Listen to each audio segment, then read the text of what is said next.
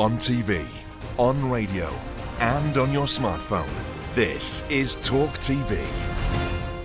We're joined by journalist Tawfick, broadcaster and barrister Andrew Eborn, and journalist and author Laura Dodsworth. I mean, you're a lawyer, Andrew. I am a lawyer, absolutely. I'll tell you what's interesting, and what I love about your programme is you always shine more light and less heat. And I think what we need to do is look at the facts. It's not just about money. I always talk about a fee is a fair exchange of energy. Right. And what you basically do, people don't go into the profession to make money. It's a vocational call.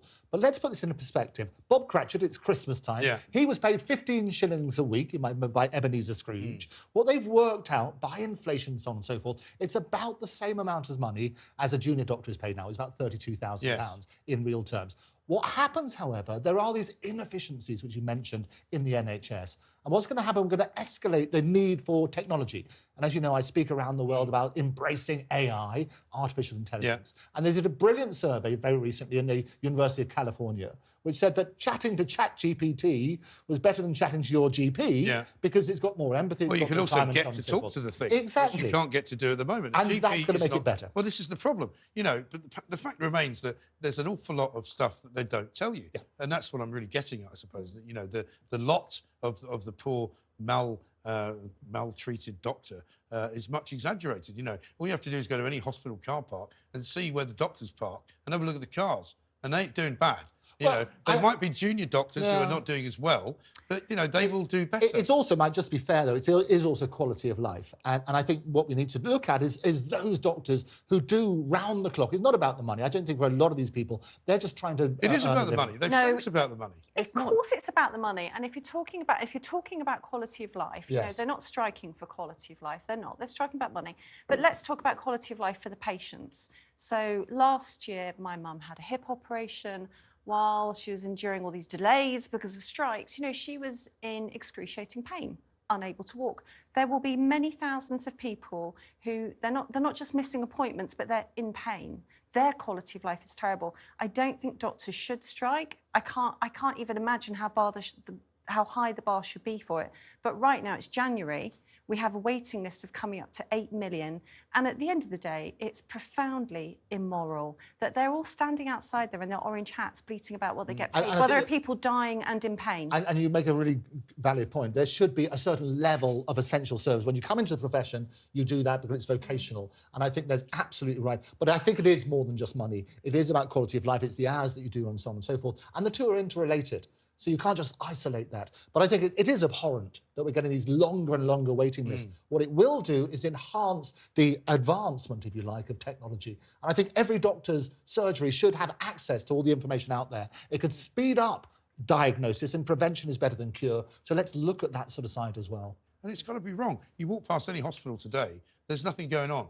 There's no ambulances going in. What do you think, Mike, just to pick you up on that point, what do you think would be the fair way for doctors to say, look, this is our plight, this is the problem, how can we get recognised? Everybody who strikes always says... Well, I think they should start by telling the truth. OK, what do you think the truth is? The truth is they're getting paid a lot better than they're telling us. They should tell us precisely how much they take home and precisely how much their actual annual salary is, not we get paid £15 an hour. Well, that means well nothing that's publicised. So 32,397 as a junior doctor, one after that. No, I'm talking about the people that we speak to when they're asked on the picket line, how much are you making? And they say £15 an hour. Doesn't mean anything. But when you take into consideration the raising of rent, the raising of living costs... Yeah, but they get waiting for living in London. They get extra money for working unsociable hours. Still not enough. Well, it may not be enough, but a lot of them say, you know, for example, you shouldn't get paid more than us because you're a worthless individual, talk absolute rubbish every night on the radio or on TV. That's fine. You might as well say, in that case, David Beckham shouldn't get what he gets. They should give it all to doctors. That's not the real world. That's a rubbish argument, it is. You say, because you're turning around and saying multi-millionaire footballers doesn't make any sense. I'm sorry, they're not being forced to be doctors. If you don't want to be a bloody doctor, don't be one. How else are they going to make their impact felt on society? Doctors are essential workers. They are. How else are they going to demonstrate to the public? I don't think they're going to demonstrate to the public that they care about the patients by going on strike and not treating them. We will withdraw our care. I'd get rid of all of them. And replace them with who? The immigrants who no longer want to live in with robots. Replace them with people who want to help patients. Replace them with people who don't see being a doctor as being a selfish enterprise. That's what I would say. I think the middle ground is... There is something that has... We've got to stop because... Pensions. They get great pensions. They get great pensions. They go into private practice. They get amazing time off. They get incredible benefits and perks for being part of the public sector, because all public sector workers I do. actually know a singular case, which may be representative of a few, of an ex-NHS consultant who's retired, who's just had to sell his house because he can't afford to live on his NHS pension with the mortgage rate. Well, maybe he didn't Well, buy maybe he's in a the house that he six-bedroom could house afford. with a pool. He could I don't afford feel the sorry house for at the people. time. He Right. could afford the house. Well, why hasn't he paid off the mortgage? This is a personal case study. But why story. hasn't he paid off the mortgage, though? Well, lots of But he people can't can't. afford Lots of to. people can't afford their family homes when they retire. Most people do expect to downsize. So You the- have to be extremely I don't comfortably think off you But the then the get stage. pension people- argument is not necessarily valid. Well, they get a lot better pension than I get, let's put it that way. This is Supreme Independent Republican Mike Graham, right here. Coming up after the break, Canada goose thefts. Apparently it's nothing to do with poultry. And Sadiq Khan's record on crime gets worse and worse. Who's surprised? All that and much more. Please stay right there.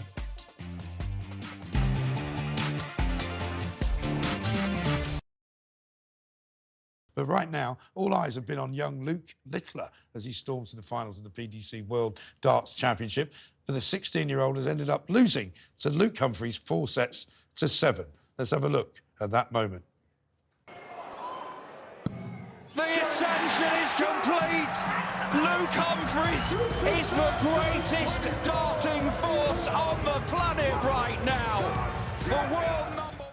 And now you might wonder how a world-class athlete prepares for a tournament like this. Well, according to Luke, it's kebabs and pizzas. And our correspondent, Nick Ellaby, went to his hometown of Warrington. And I've got one here. Look, they've actually brought me a kebab. I'm not sure if it's still warm. Let's go and have a look at Nick Ellaby in his hometown of Warrington. Meanwhile, I'll have some of this.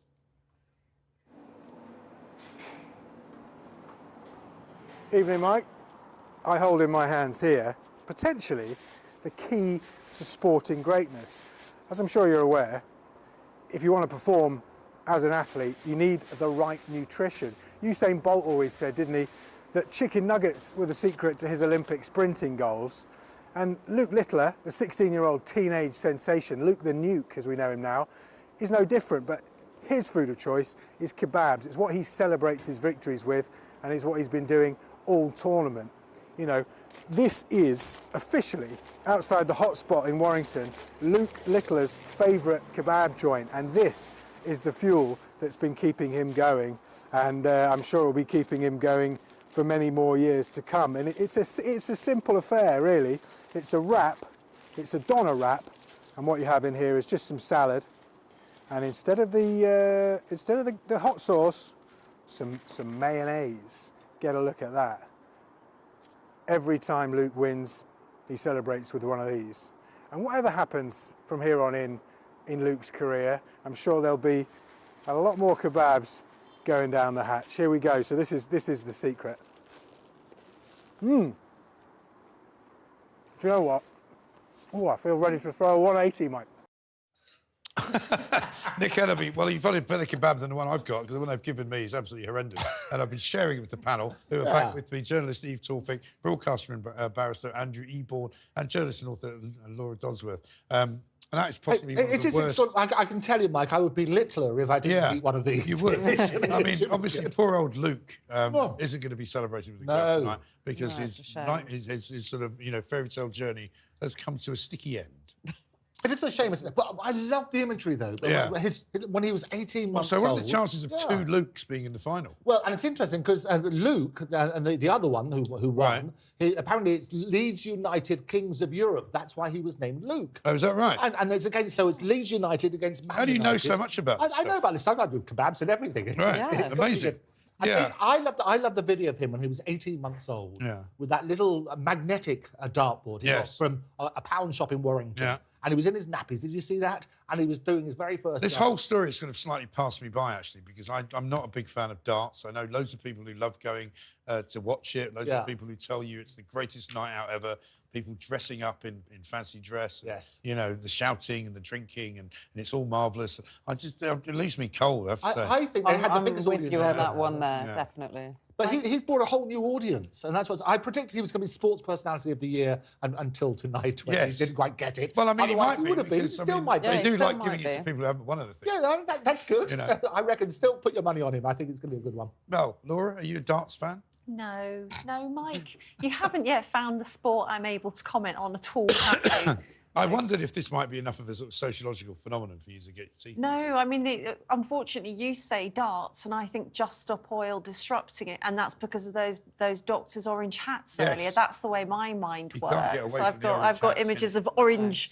What was it? Orange powder going everywhere. Yeah. That was at darts, wasn't it? I think there was one. Well, it was snooker, wasn't it? He did that. They did. Oh. They went absolutely on the green base. Yes. It actually looked quite pretty. It did. But you know, artistically, it was glorious. But what a That's how terrible thing to do. interchangeable sport is for Absolutely. me. But I know what's interesting about sport is that nobody generally remembers who came second. So I wonder You're right. if a year from now people will go, Luke who? There you go. Oh, I don't know. I think he's going to be a real superstar. I mean, he is an incredible sort of figure, a he's 16-year-old. only 16. He looks a lot older. I couldn't believe he was 16. Yeah. I just kept looking at him and I was like, I cannot believe. A very this guy tough is paper round 16. is what they said. Yes, Yeah. absolutely right. And I guess if you've been, I mean, eating kebabs for Oh, 5 absolutely. years, that'll build you up a little bit. But, I mean, people say he reminds them of Wayne Rooney when Yes. Wayne No, was that's like a 15, good point. 16 years old, Yeah. and he looked an awful lot older than he was. Yeah. And he's in the news this week because of Yes. Gary Lineker. Gary Lineker ordering the BBC to take down a tweet that he didn't like about him. That's amazing, isn't it? It is extraordinary. Especially from Gary Lineker. Yeah, well, exactly. But I mean, he now basically, my contention is that he's trying to get fired. Oh, what? And so with every Absolutely. passing week, he comes up with yet another ruse to humiliate them, and they let him off again. I'm totally with you, Mike. I mean, basically, it's P.T. Barnum who said that if you want to draw a crowd, start a fight. Yes. And boy, does he know how to start Oh, a fight. he does. He absolutely loves it. I mean, the idea that you can't now offend Gary Lineker if you work for the BBC, otherwise you're in danger of, losing your own job, is extraordinary. It is quite Yeah, extraordinary. it is. Yeah, absolutely right. What should we talk about? Let's talk about Nadeem Zahawi playing himself in that post office Did you see scandal. it? I mean, extraordinary. I mean, it is a horrendous scandal about the post It is an office awful side. scandal, yeah. Absolutely Well, Jeremy awful. Kyle interviewed quite a few of the people Yeah. who actually had suffered at the hands of this ridiculous The prosecution. Horizon Yeah, issue, wasn't absolutely it? ludicrous, yeah. There were 4 suicides, Yeah. just to put this in perspective. Right. There were people who were sent to prison. Yeah. There were people who lost their livelihoods, who had to... Basically, the system was Horizon software had a flaw in it. And what the sub-post office masters had to do is make up any deficit there was in the accounting. Yes. And they said, oh, no, this computer system is fine. It hasn't got any problem. Nobody else has complained. Right. And what happens is it turned out that loads of people, about 700, I think, in total, had the same sort of issue. And it's taken years and years and years to come to... Adam Crozier was CEO of Royal Mail at the time. He then became CEO of ITV. Yes. And didn't I see Ed Davey moaning about it the other day as well, saying that, he wished that more could have been done. But he was the post office minister. Yes, Yeah. exactly. And he was doing nothing. Should we have a look at Nadeem Zahawi playing himself? Could be the best role he's ever had. That sounds to me like a shambles. We are hearing from Bob that your organisation has been obstructive to his independent work. Is that right or wrong? We have provided for every single case detailed, thorough, independent investigation. Let me stop you there. We've just heard from Bob, who is independent, that you have not. You are the head of the organisation. Will you provide the information, yes or no? This is the first time that I have been asked for this information. Yes or no? I am not aware. Will you provide it, yes or no?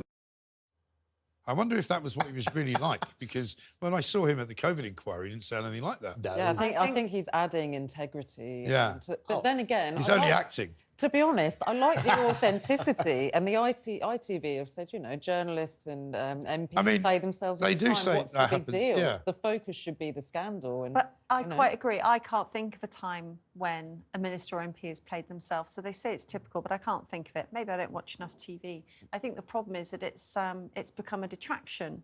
So instead of us talking about this dramatisation of an incredible scandal, we're talking about Dean Zahawi playing himself. Right. It's drawn the curtain back a little bit at the theatre, and it's spoilt a bit of the magic. I don't think it works at all. The spotlight's now on it, and you can understand why he wanted to do it. He wants to show that he was there and being forceful. It's probably the widest miscarriage of justice we've had for a long time. So I don't remember him horrendous. and a role that he took in the actual scandal at all. So I don't remember him talking to anybody like that. The best way Be a of central figure. forming history is to write it. So you play yourself and show, look, see how tough I was. Yeah, and you work that's on that. The big criticism I have is a brilliant, brilliant drama. If people haven't seen it, they should actually watch it. 4-part the drama is they blur the lines though between what's real and what's fictitious. And they say, look, it's rather like The Crown. Well, I was going to say, so much good The stuff Crown there. is kind of the the immediate kind of thing that springs to mind there. And that's the problem, because you don't know what's real and what's not. A lot of people watch watch that and think, you know, this is factual. Yeah. They don't think they're watching a fiction. This is factual. This is how I'm going to learn about the royal family. Yeah.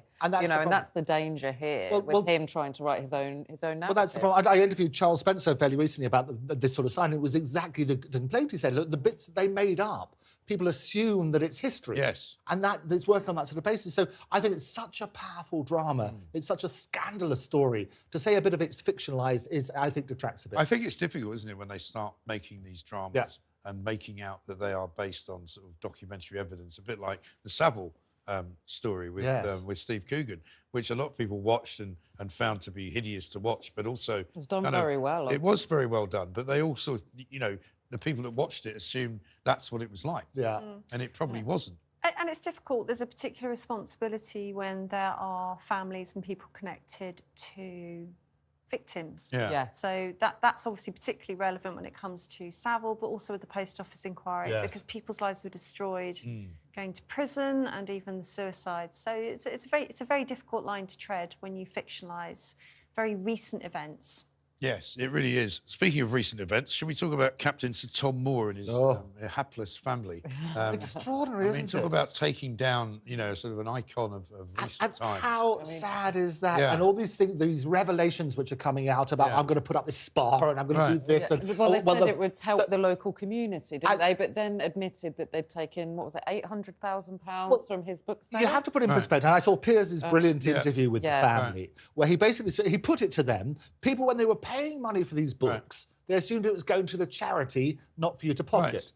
They made the point, well, actually, my father was the daughter talking about it. He wanted us to benefit from that. But then if you're blurring the lines a bit, aren't you? Because if it's in the name of the charity, it's not in the name of the charity. That's the real issue. And did they not also say that, you know, he said that he didn't want the money from the books to go to the charity? Charity, yes. And then he actually wrote in the book that he wanted the money to go to the charity. In his own foreword. And it was put out in several public statements. And, of course, the charity itself promoted the books, I think, at least on Twitter. And a charity shouldn't do that. All of its public activity should be for the benefit of the charity, not the family of the man behind the charity. The family should have said, charity begins at home, is what they should have said. But, of course, the news today, which you will not be surprised to hear, is that they've been told to demolish the spa. But what happened? It didn't appeal in time, I think. That's right. Well, I think they would have really been barking up the wrong tree if they tried to appeal, because nobody believed them, did they, when they said... And Piers asked them, you know, are you treating yourselves with this one? And exactly. You know... And it was the drip feed of bad stories. So I think she was being paid to turn up for some charity events and all that sort of stuff. It just didn't sound... The optics were not good. They were not good. And it's still not over, the story, is it? Because presumably the Charities Commission is still all over it. I think people have stopped giving money to them. There is no more kind of foundation. It's a shame, because he was seen as such a national treasure. They've really tarnished his image, haven't they? You have to be aware of these heroes that come out of nowhere. Now, he himself, as an individual, was an incredible figure. He was. I don't want to tarnish his hero status, but media, government like to create heroes at certain times. It's kind of propaganda. People were out clapping. People were out clapping like seals for the NHS every Thursday. Okay. Don't forget, the second person who had a COVID vaccine was mysteriously called William Shakespeare. Wasn't that wonderful? How could this incredible coincidence occur? I mean, I gentlemen wonder. Of Corona. There you go. Very good. I thank you. I'm here all And then you have a chap called Captain Moore doing Laps of his Garden, and it's like, wow, let's elevate him into being a hero. These things never end well. Look, like I said, we were clapping for the NHS just a few years ago, and now we're all moaning about doctors wearing orange hats, bleating for more money. So you have to be careful about elevating people artificially to this sort of hero status. That family, unfortunately, were clearly all about self-interest, because they might have got away with one thing, but it's one after the other.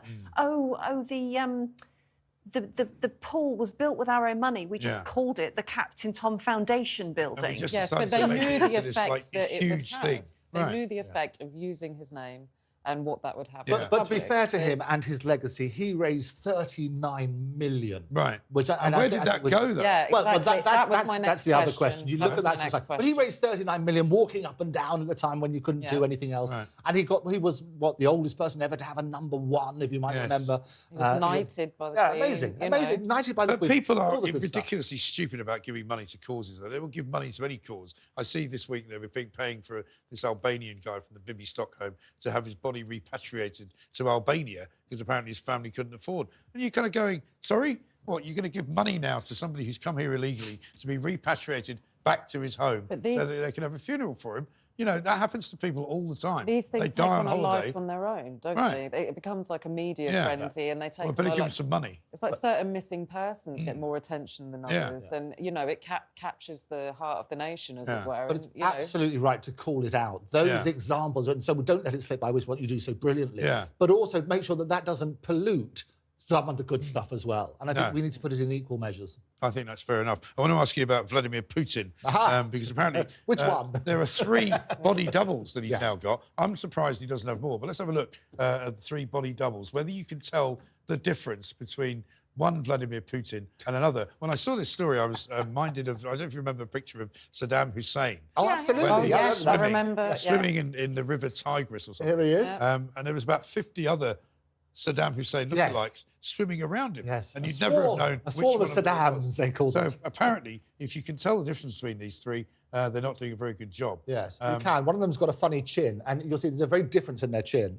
One of them is also AI generated, which they reckon was on that sort of basis, which is going to be the next thing. Well, it might become as no surprise to you. I think all of the things we're now seeing are actually Vladimir Putin, and none of them are in fact generated by anything other than Vladimir Putin. Yes. Well, one version of him looks like he'd had bad plastic surgery. Yes. That's what I thought. He has. He's had a lot of plastic surgery. But one of them's had more plastic surgery than the other Vladimir Putin. Yeah. The thing is, you never know what to believe. The plastic Putin, is that what you're saying? Because despots employing body doubles isn't anything new. It's not new. But then, on the other hand, accusing a regime of employing a body double is also a form of propaganda, because we're supposed to be thinking, is he dead? Is he ill? It's to weaken the image of the Russian regime. So you just don't really know what to believe. But it raises if he is real, he's had some bad plastic surgery. Well, I think that's probably true as well. But it raises a really interesting point. In this election year, this is the first time that AI has come to the forefront. Yes. We're going to get lots of fake news, lots of dodgy fake videos, fake recordings. We've already got lots last year.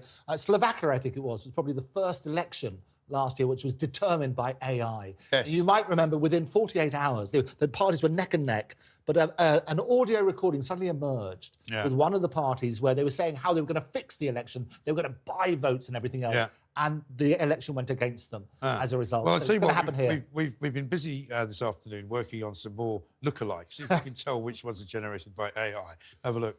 Oh, brilliant. That's not even a generated image, for heaven's sake. But there we are. This is the Independent Republican Mike Graham. In 3 short minutes, we'll be looking at the trans model, hoping to represent women at the United Nations. And we'll attack the top stories from the papers, all coming up. Stay exactly where you are.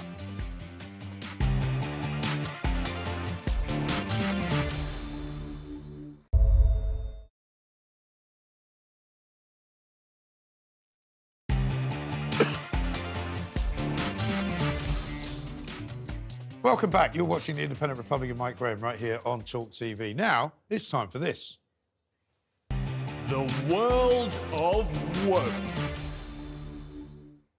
Now, you would think that most things in life are pretty straightforward, wouldn't you? I mean, if you were thinking of choosing an individual to be a champion of a particular cause, you might expect that the individual chosen would be close to the best person for the job, given what they would need to know. Imagine now that you want to appoint the first United Nations Women UK champion, given that the organisation has been set up to support the work of UN Women, to improve the lives of women and girls, and to champion the empowerment of women and equality globally within civil society, government and the corporate sector. You might think the best person for the job would be, wait for it, a woman? Don't be so stupid. Of course, that's not who they want. Instead, they want to make a statement. Instead, they want to signal their virtue. Instead, they want to be woke. So guess what they did? Yes, indeed, they gave the position to a trans model. And not just any trans model, they gave it to Monroe Bergdorf, already a controversial figure in the world of the trans wars. Now at least 17 different campaigning groups have signed a letter to the UN overlords expressing concern about its choice of choosing a transgender woman to represent women. And who can blame them? But let's face it, there is nothing compared to what they've done before. After all, it took UN Women 57 days to get around to condemning the sexual violence against women carried out by Hamas on October the 7th. 57 days, because that is the UN world of work. The world of work. Well, welcome back. You're watching The Independent Republican, Mike Graham on Talk TV. Let's look at some of the other stories from tomorrow's papers. But Laura Dodsworth's here. I know you want to talk about that trans story first before we get anywhere else. I do, because I think it's outrageous. That was a fantastic World of Woke intro on it. I mean, you'd think that the very basic minimum qualification to be a champion for women, for UN women, would be to be a woman. To be a woman. And if you're going to pick a champion and it's a man, you know, we're not even talking about a man on his white steed saving damsels in distress, not even that kind of champion. No. This is a man who says he's a woman. And I'm becoming increasingly frustrated with this pretense that we all go along with, that somebody like Monroe Bergdorf is a woman. He's not. Right. He's a man who's dressing up as a woman, and he's had plastic surgery to look like a woman. And actually, every time we call somebody like Monroe Bergdorf a woman, what we're doing is blurring the lines and minimising the importance of protecting sex-based rights and protections for women. Now, UN Women deal with very important issues around sex, such as FGM or war crimes. Yes. They don't really seem to have their eye on the ball when it comes to war crimes. But why As you do they said, put it took somebody them in charge 57 of it days. who is kind of just a sort of glamour puss, if you like? It's a kind of a trend. It's something which is not important, doesn't sound important, doesn't feel important, is it? It's much like Kim Kardashian being Man of the Year. Right. It's a gimmick, really. Bollocks, isn't it? I think it feeds into this erasure of women. Well, actually, it is bollocks. I think Monroe Bergdorf probably still has bollocks, to be honest. Yeah. There you go. But the point is that for a lot of these characters, like Monroe Bergdorf and that other one, Dylan Mulvaney, it's about making money as well, isn't it? Because for them, it's a career move. Well, I think it's even worse than that. I mean, honestly, I think UN Women are literally trolling the 33 million women in the country. There are plenty of women to choose from, and they didn't manage to pick a woman. They picked somebody who has adopted quite a hypersexualised persona as a woman, and it's a lot more complicated than that. If you remember, Monroe Bergdorf was dropped by L'Oreal for saying that all white people are racist, violent racists, was dropped as an ambassador, I think it was, for Childline, because he invited young people to DM him if they were having confusion about their gender, which is a complete safeguarding no-no. One big blunder after another, and they thought this person, who's a male, would actually be the right person to be an ambassador for UN Women UK. What is the selection process? Do we know how they came up with this decision? We don't. I mean, you can know that it's all about just, what would cause maximum offence for women? And everybody's talking about it now, and it's just been a woman, naturally born. Well, woman. everybody's complaining about it now. That's the thing. But we've got to move on, and I've been asked to point out that we may or may not know whether bollocks are in fact thank you. Yes, belonging good to clarify. Or not. So we don't know. We're merely Dartbreaker, though, is my favourite headline of the night. Dart says Luke narrowly misses out on his £500,000 title, but he does himself proud in the epic final, and he does get 200,000 quid, so all is not lost. It's not bad at all for a 16-year-old. Lads, I'd buy you a lot of kebabs. We'll buy a lot of kebabs. We'll talk some more about that in a minute. Front page of the Daily Mail, New Year mortgage price war boost for Tory hope. So the Tories are hoping that if prices of mortgages come down and if tax goes down, they could yet win the election. Oh, there's all sorts of gifts to come as the election. Well, I don't know about winning, but it's not going to be as bad as they think. But there's going to be lots of gifts coming out in the next few months. Yes. I don't think it's going to be enough, but we should enjoy a slightly more pleasant year, at least before Labour get in. Yes. Yeah, well, then we'll have some real fun. With you there, talking of what might happen, Trump 2.0 is a threat to the UK. Warned Britain's top diplomats. This is on front of the Eye newspaper. Lord MacDonald, who was head of the diplomatic service for 5 years, says the impact is potentially huge. I always worry when I see that word, potentially. Yes. Well, you mean it might not be then? Well, it's the easy way. Subject to my being wrong. Yeah. This is my opinion. Absolutely, you're working on that basis. No, Trump is undoubtedly going to be elected potentially. So I think I predicted he was going to get the first time round when everybody wrote him off. And don't forget, you remember that election when everybody went to bed assuming that Hillary had won, and they woke up to be shocked. Right. Trump is there, and the more that people throw stuff at him as he predicts... I'm amazed at how much stuff they throw at him. Yeah. I mean, why? And Teflon Trump. Yeah. The more you throw at him, the more you're going to bolster support. Yeah, exactly right. Here's one. Plant-based fast food is no healthier than meat, say scientists. Front page of the Times. Well, yeah, Burgers, wraps and pizzas that appear on fast food menus are not actually healthier. Not only is it not healthier, it can't possibly be anywhere near as healthy as meat. Come on. It's processed. It's not the natural diet. We're not supposed to be scrabbling around for ultra-processed soybeans being mixed with vegetable oils. The best mac and cheese I ever had was vegan. Was it? I got much better than that. Mac and cheese. Better than that kebab. Mac and cheese without cheese. Yeah, I had the best mac and cheese. Nobody, I'll take you there, Mike. It was glorious. I you wouldn't agree know with the you. difference. I think people should be able to eat what they want, and I don't have any issue with veganism. I'm not having that. That's all from me tonight. But before I go, Luke Littler. I'm not convinced this is going to improve my performance, but how? You got this far eating rubbish. Imagine how far you could have got if you'd actually eaten broccoli, right? You've been watching The Independent Republic of Mike Graham. Thank you to my guests. I'll see you all tomorrow at 9 p.m, only on Talk TV. Have a good night.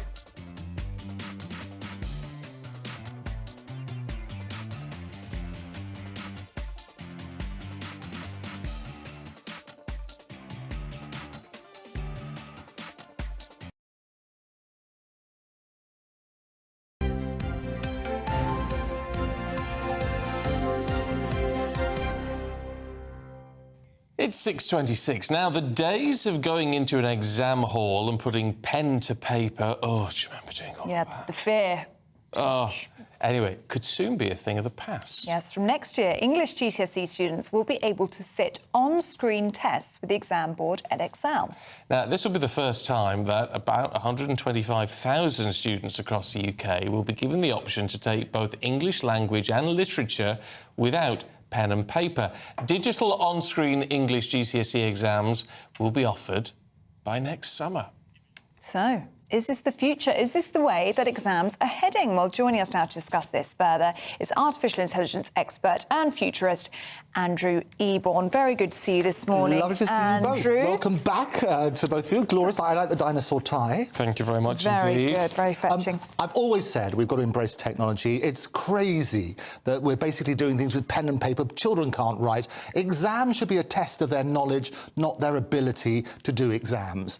So what's happened is this new way of doing things. They're saying that you can do on-screen, because most children, when they're doing these sort of things, that's what they're doing in the classrooms and so on and so forth. It begs, however, all sorts of questions. It's only going to happen in 2025 as the first one for English. It's still got to get Ofqual, the people who determine these sort of things, their approval to make sure it's fair.